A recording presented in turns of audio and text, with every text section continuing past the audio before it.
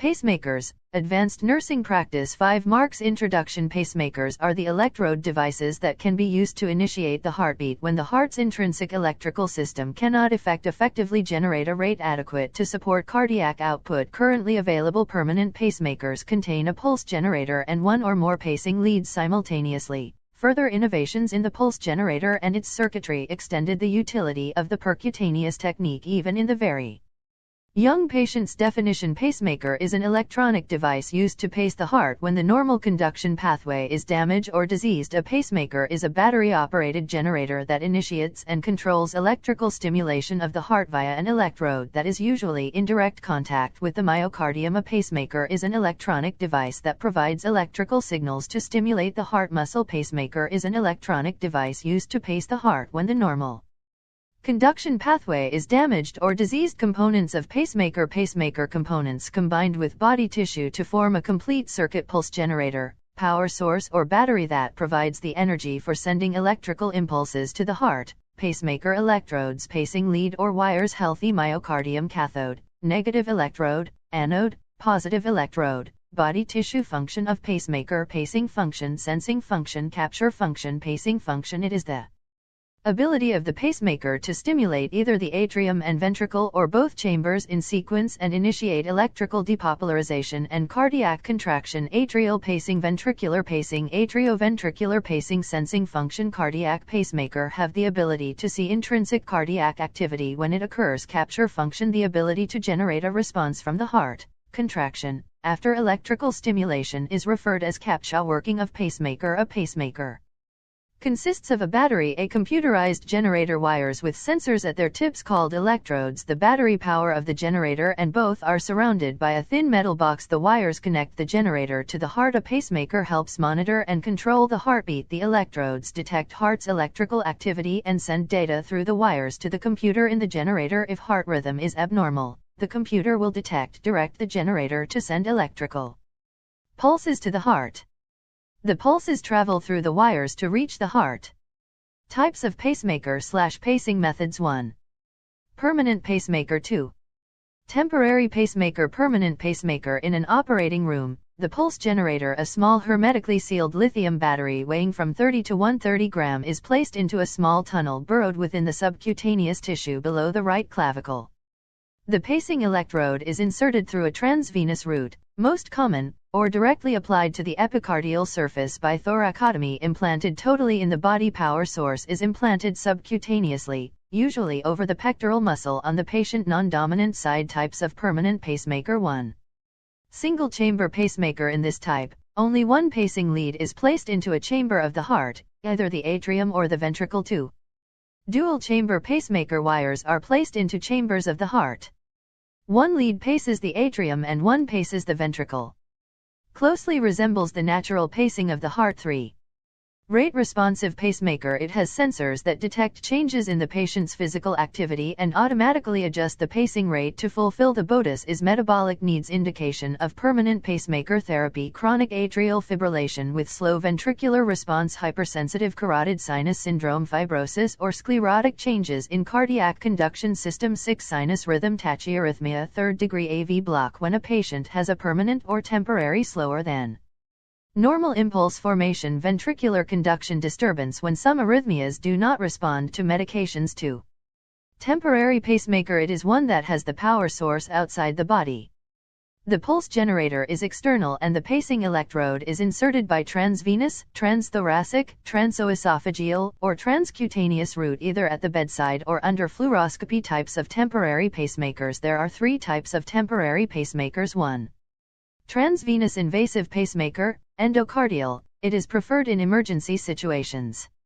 It requires a hard-tipped or balloon-tipped pacing lead to guide into the right heart and into contact with endocardium.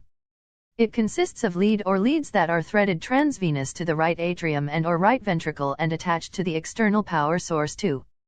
Transthoracic invasive pacing, epicardial pacing. This route is most invasive, requiring attachment to an epicardial pacing lead. During open heart surgery, it is achieved by attaching an atrial and ventricle and attached to epicardium during heart surgery.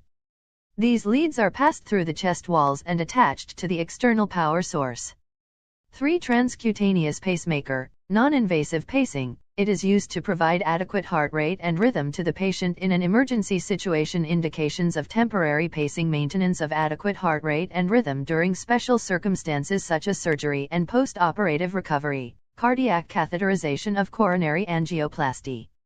Before implantation of a permanent pacemaker. ASH prophylaxis after open heart surgery. Acute anterior myocardial infarction with second-degree or third-degree atrioventricular block or bundle branch block. Acute inferior myocardial infarction with symptomatic bradycardia and atrioventricular block. Pacemaker function. The cardiac cycle normally begins with the client's own beat. The pacemaker sensor sveta. The intrinsic beat has occurred. If not, the pacemaker send out an impulse to begin myocardial depolarization through a pulse generator. The impulse generator is said to capture the myocardium and thereby maintain heart rhythm. Limitations: the LCP pacemaker is not appropriate for patients requiring dual chamber sensing and pacing. There is a possibility of device dislodgement and migration into the pulmonary vasculature. Nursing management. Preoperative care.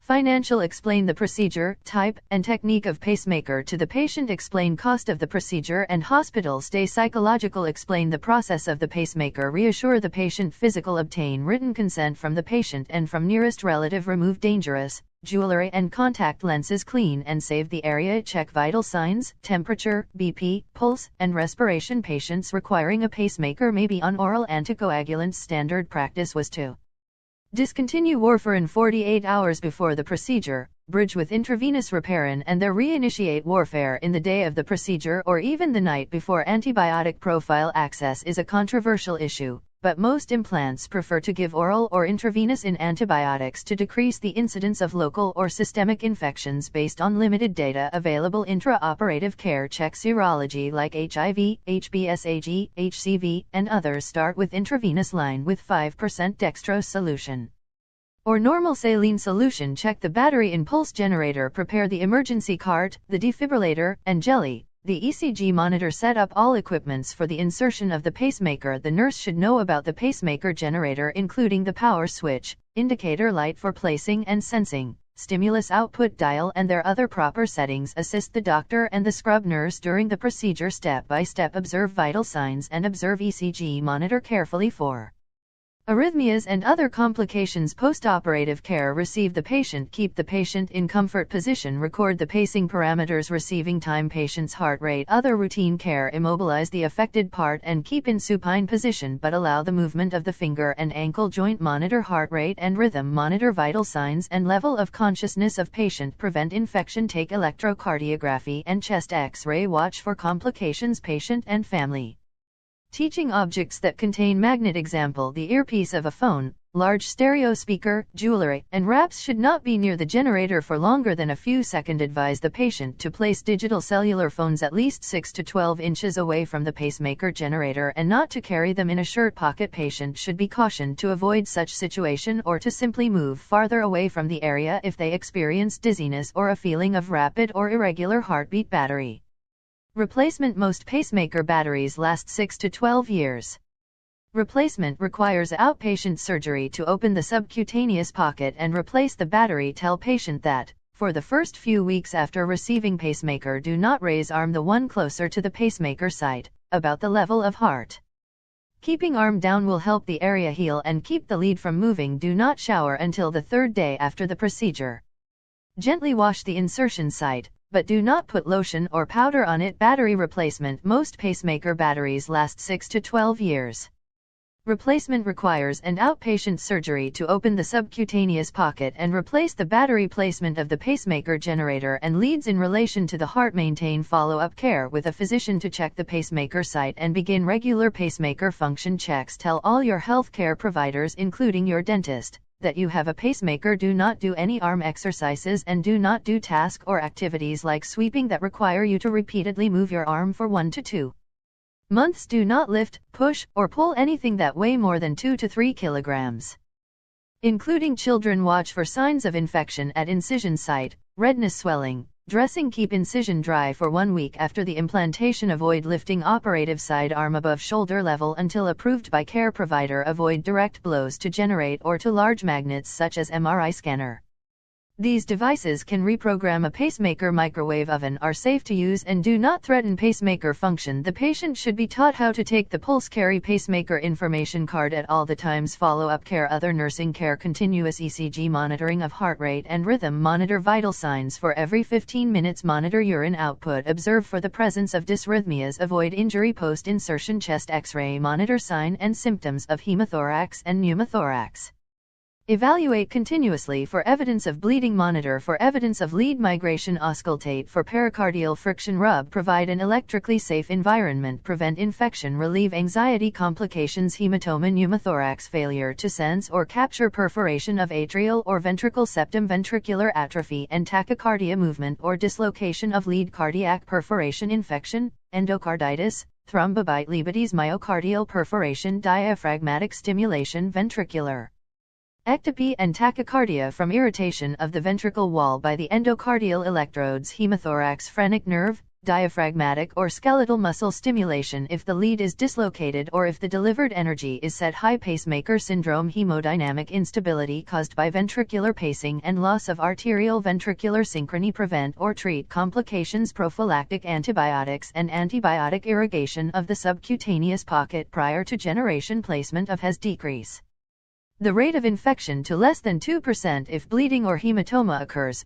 Use of cold compresses. The sides is carefully inspected for purulent drainage, erythema, and edema, and patient is observed for the signs of systemic infection. Frequently ECG monitoring to detect cardiac perforation, because this condition can be recognized by the changes in QRS complex morphology. AS's symptoms of perforation that include pleuritic chest pain from pericarditis, diaphragmatic or intercostal muscle stimulation, and in the presence of pericardial effusion, patients may develop shortness of breath and hypotension as tamponade develops. Assessment of sign and symptoms of pneumothorax, hypoxia, shortness of breath, pleuritic pain, and hypertension. Assessment of dysrhythmias and treat as indicated after implanted the pacemaker. Nurses should minimize patient activity to prevent dislodgement of the pacing electrode. Nursing diagnosis: acute pain related to insertion site and prescribed process procedure. Immobilization: disturbed self-concept related to perceived the loss of health and dependence on pacemaker. Impaired physical mobility related to incisional site pain. Activity restrictions: risk for infection related to operative site, risk for ineffective therapeutic regimen management related to insufficient knowledge of activity restrictions. Precautions